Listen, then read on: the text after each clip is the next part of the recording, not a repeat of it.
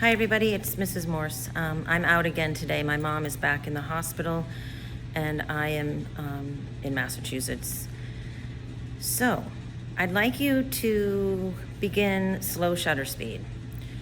If I were there today, we were going to do our fast shutter speed critique, but I'm not there, so we're going to have to hold up on that until Tuesday before Thanksgiving. To do slow shutter speed, you'll put your camera on shutter speed priority, and you'll need to use a slow shutter. So something 1/30th of a second or longer, like a half a second, a second. A second is a very long exposure. A lot can happen in 1 second with light coming into the camera where there's movement. It will look soft and blurred. So what I've done is I've taken one of our cameras and I put it on a tripod. And you need a tripod because if you try to hold the camera steady for 1 second, it won't happen. The human has to breathe and we move, and there's gonna be what we call camera shake, and camera shake will make everything in the photo look blurry. We only want the things that are moving to look blurred, like a person.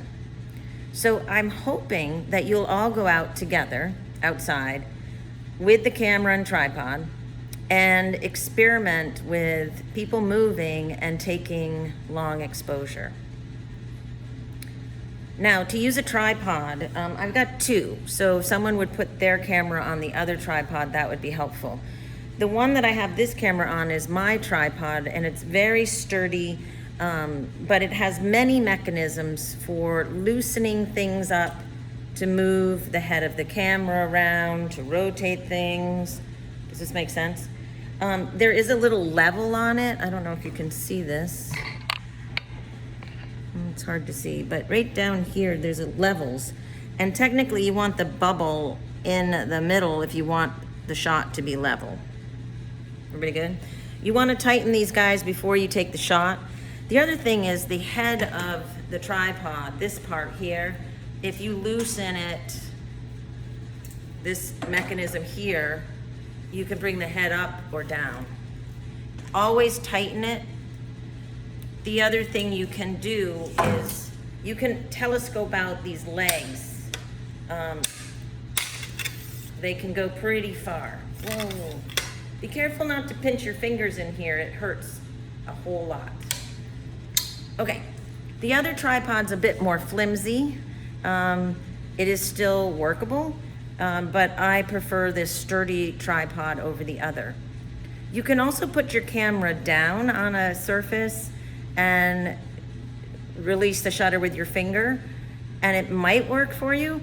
Or you could do the self-timer, which I don't have enough time to do that with you right now, but we can talk about self-timers in the future. Self-timing is fun because you can be in your own shot. We also have remotes that we could use, and that's fun too. We could be in the shot and click the remote button and take the shot. Okay, so have fun today. Stay on the big campus, not the little kid campus.